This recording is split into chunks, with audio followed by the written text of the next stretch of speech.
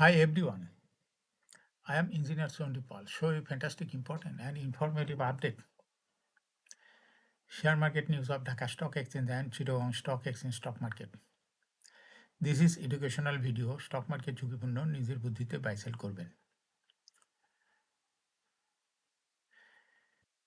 Now focus একটু পরে stock মার্কেটের তালিকাভুক্ত কোম্পানি।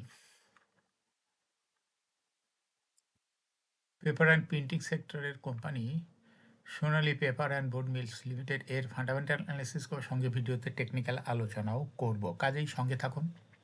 ভিডিওটিতে শেয়ার বাজারের ক্ষুদ্র বিনিয়োগকারীরাও উপকৃত হবেন। স্টক মার্কেট নিয়ে প্রতিনিয়ত আলোচনা করি, কাজে ইউটিউব চ্যানেল স্টক ইনভেস্টর সিকেবল এটা সাবস্ক্রাইব না করে থাকলে এখনই সাবস্ক্রাইব করে পাশেই থাকুন। Now fantastic Dhaka stock exchange index update. Dhaka stock এক্সচেঞ্জের ইন্ডেক্স দেখা যাচ্ছে সর্বশেষ 10.1 হাসবে 5,589.56 হয়েছে। ডিসিতে টাকার অঙ্কে 1,257.03 কোটি টাকার বেশি ট্রানজ্যাকশন হয়েছে। ডিএসএক্স ইন্ডেক্সের বুলিঞ্জার ব্যান্ড মোমেন্টাম ইন্ডিকেটর এর সঙ্গে MACD RSI volume momentum indicator ল হয়েছে। বুলিঞ্জার ব্যান্ডে বিয়ারিশ মোডে টেল হতে রেড কালার ক্যান্ডেল সৃষ্টি হয়েছে। এমএসিডিতে ব্লু লাইন রেড লাইনকে ক্রস করে পড়িয়ে উঠে গেছে। হিস্টোগ্রামে জয় লাইনের উপরে গিয়ে পজিটিভ ভলিউম ক্রিয়েট করেছে। আরএসআই বর্তমানে দেখা যাচ্ছে এটির উপরে চলে গেছে। ফ্যান্টাস্টিক ট্রেড স্ট্যাটিস্টিক মার্কেটে 153টি কোম্পানি শেয়ার দর বৃদ্ধি পেয়েছিল, 219টি কোম্পানির শেয়ার দর হ্রাস পেয়েছিল, সেই সঙ্গে 26টি কোম্পানির শেয়ার দর ছিল অপরিবর্তিত। নাও ফ্যান্টাস্টিক ইন্ডেক্স মুভার যে সমস্ত কোম্পানি ইন্ডেক্সকে উপরের দিকে তোলার চেষ্টা করছে তার মধ্যে প্রথমে রয়েছে স্কোয়ার ফার্মা, ইন্ডেক্সকে 7.68 প্লাস করছে। এরপর পর্যায়ক্রমে রয়েছে IFIC bank, premier bank, AB bank, Acme laboratories, SPCL, Sonali paper,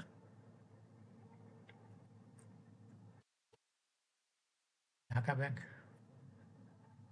লঙ্কা বাংলা ফাইন্যান্স। যে সমস্ত কোম্পানি ইন্ডেক্সকে নিচের দিকে নামানোর চেষ্টা করছে তার মধ্যে প্রথমে রয়েছে হলো গ্রামীণফোন, ইন্ডেক্সকে 2.55 মাইনাস করছে। এরপর পর্যায়ক্রমে রয়েছে Pubali bank, prime bank, Renata, BRAC bank, Bex pharma, Islamic bank, Walton hi-tech park, British American tobacco, আলারা bank. Now fantastic stock market news. সপ্তাহের দ্বিতীয় কার্যদিবস সোমবার 16 ফেব্রুয়ারি দেশের প্রধান পুঁজিবাজার ঢাকা স্টক এক্সচেঞ্জে লেনদেনে অংশ নেওয়া কোম্পানিগুলোর মাঝে লেনদেনের শীর্ষে উঠে এসেছে স্কয়ার ফার্মাসিউটিক্যাল পিএলসি।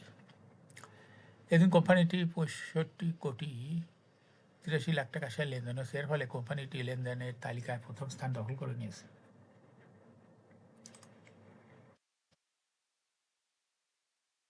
এদিন লেনদেনের এই তালিকার দ্বিতীয় স্থানে ছিল ঢাকা ব্যাংক পিএলসি এবং তৃতীয় স্থানে ছিল সিটি ব্যাংক পিএলসি। এছাড়া লেনদেনের শীর্ষ তালিকায় থাকা অন্য কোম্পানিগুলোর মধ্যে রয়েছে Asiatic laboratories, BRAC bank PLC, Acme laboratories, IFIC bank, Robi আজিয়া, Sonali paper and board mills.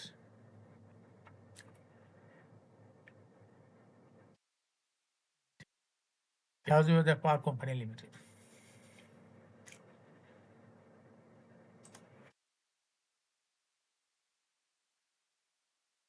Dividend বিনিয়োগকারীদের মাঝে সঠিক সময় পৌঁছে দিতে না পারায় বড় শাস্তির মুখে পড়েছে শেয়ার বাজারে তালিকাভুক্ত আরও দুই কোম্পানি, ইন্টারকোপ রিফুয়েলিং স্টেশন পিএলসি এবং সোনালী আঁশ লিমিটেড। ঢাকা স্টক এক্সচেঞ্জ এবং চট্টগ্রাম স্টক এক্সচেঞ্জ সোমবার 16 ফেব্রুয়ারি জানিয়েছে সেই কোম্পানি দুটি মান এ ক্যাটাগরি থেকে অবনমন করে সরাসরি জেড ক্যাটাগরিতে নামিয়ে দেওয়া হয়েছে। মূলত 2024 সালের 20 মে বিএসইসি কর্তৃক জারি করা কঠোর শর্তাবলী পূরণে ব্যর্থ হওয়ায় এই পদক্ষেপ নেওয়া হয়েছে। 16 ফেব্রুয়ারি থেকেই এই নতুন ক্যাটাগরিতে কোম্পানি দুটি শেয়ার লেনদেন শুরু হয়েছে। ইন্টারকো রিফুয়েলিং স্টেশনের ক্ষেত্রে দেখা গেছে 2025 সালে 30 জুন সমাপ্ত অর্থবছরের জন্য তাদের পরিচালনা পর্ষদ 1.25% অর্থাৎ শেয়ার প্রতি 12.5 পয়সা ক্যাশ ডিভিডেন্ড ঘোষণা করেছিল। একইভাবে সোনালী আঁশ লিমিটেড একই অর্থবছরের জন্য 15% শেয়ার প্রতি 1.5 টাকা ক্যাশ ডিভিডেন্ড দেওয়ার কথা জানিয়েছিল। কিন্তু শেয়ার বাজার নিয়ন্ত্রণ সংস্থার নিয়ম অনুযায়ী নির্ধারিত সময়ের মধ্যে ডিভিডেন্ড বন্টন সম্পন্ন করতে না পারায় কোম্পানি দুটিকে তাদের আগের মর্যাদা হারাতে হলো। ক্যাটাগরি পরিবর্তনের ফলে কোম্পানি দুটি শেয়ারের উপর আরও কিছু বিধিনিষেধ নেমে এসেছে। ডিএসই ও সিএসই জানিয়েছে এখন থেকে এই কোম্পানি দুটি শেয়ার কিনতে কোনো ব্রোকার হাউস বা মার্চেন্ট ব্যাংক বিনিয়োগকারীদের কোনো ধরনের ঋণ বা মার্জিন সুবিধা দিতে পারবে না। সোমবার থেকেই এই নিষেধাজ্ঞা কার্যকর করা হয়েছে। বিনিয়োগকারীদের সুরক্ষা এবং বাজারের শৃঙ্খলা বজায় রাখতে ডিভিডেন্ড বিতরণে স্বচ্ছতা নিশ্চিত করতে নিয়ন্ত্রণ সংস্থা এই কঠোর অবস্থান নিয়েছে। এখন শেয়ার বাজারে তালিকাভুক্ত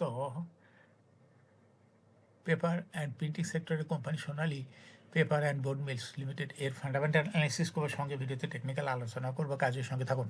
ভিডিওটিতে শেয়ার বাজারে ক্ষুদ্র বিনিয়োগকারীরাও উপকৃত হবেন। যারা ইউটিউব চ্যানেল স্টক ইনভেস্টর সিকে এটা সাবস্ক্রাইব করছেন তাদের অনুরোধে আজ পেপার অ্যান্ড প্রিন্টিং সেক্টরের company Sonali paper and board mills limited কোম্পানিটা সিলেক্ট করছি।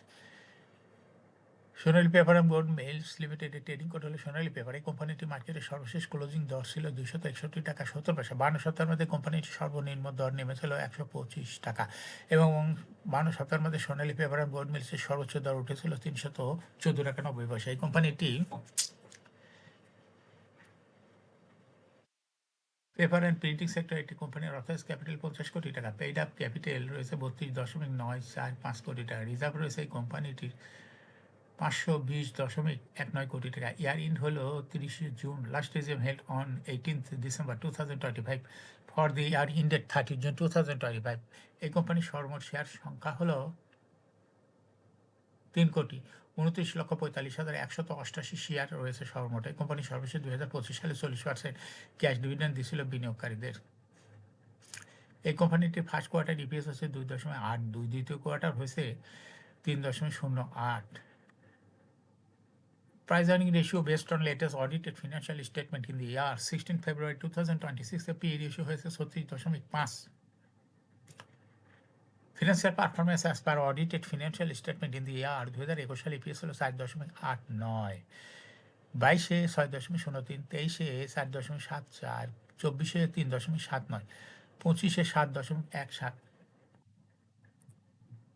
অর্থাৎ সোনালী পেপার অ্যান্ড বোর্ড মিলস এই কোম্পানিটি ইপিএসের গ্রোথ দেখা যাচ্ছে 21 সালের তুলনায় 2025 সালে অনেকটা বৃদ্ধি পেয়েছে। এই কোম্পানিটির এনএবি পার শেয়ার 2021 সালে ছিল 284.33, 22-এ 241.3, 23-এ 164.94, 24-এ 164.73, 25-এ 167.9। অর্থাৎ সোনালী পেপার অ্যান্ড বোর্ড মিলস এই কোম্পানিটি এনএবি পার শেয়ারের গ্রোথ দেখা যাচ্ছে 21 সালের তুলনায় 2025 সালে একটু কমে গেছে। এই কোম্পানিটির প্রফিট 2021 সালে ছিল 8.947 কোটি টাকা। সেখান থেকে দেখা যাচ্ছে 2025 সালে প্রফিট হয়েছে 23.606 কোটি টাকা। অর্থাৎ সোনালী পেপার অ্যান্ড বোর্ড মিলস এই কোম্পানিটির প্রফিট 21 সালের তুলনায় 2025 সালে অনেক বৃদ্ধি পেয়েছে। এই কোম্পানিটির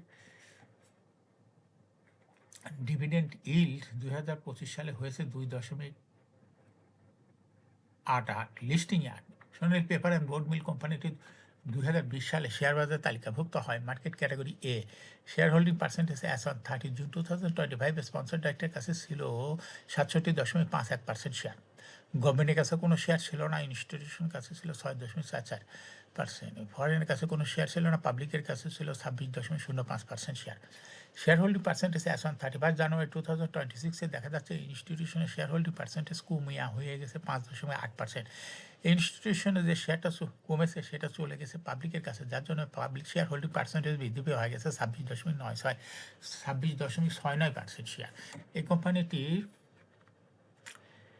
শর্ট টার্ম লোন রয়েছে হলো 107.15 কোটি টাকা। এখন সোনালী পেপার অ্যান্ড বোর্ড মিলস এই কোম্পানিটি টেকনিক্যাল অ্যানালাইসিস করার জন্য বুলিঞ্জার ব্যান্ড মোমেন্টাম ইন্ডিকেটর এর সঙ্গে MACD RSI volume momentum indicator লওয়া হয়েছে। বুলিঞ্জার ব্যান্ডে বুলিশ মোডে ট্রেড হতে গ্রিন কালারের ক্যান্ডেল সৃষ্টি হয়েছে। এমএসিডিতে ব্লু লাইন রেড লাইনকে ক্রস করে মাথা উঁচু করেছে।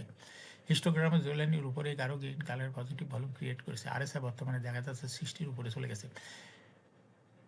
সোনালী পেপার অ্যান্ড বোর্ড মিলস কোম্পানিটি শেয়ার হ্রাস বৃদ্ধির মাধ্যমে বিনিয়োগকারীদের লাভ করার সুযোগ করে দেয়। এটা একটা investing category stock trading opportunity ভালো।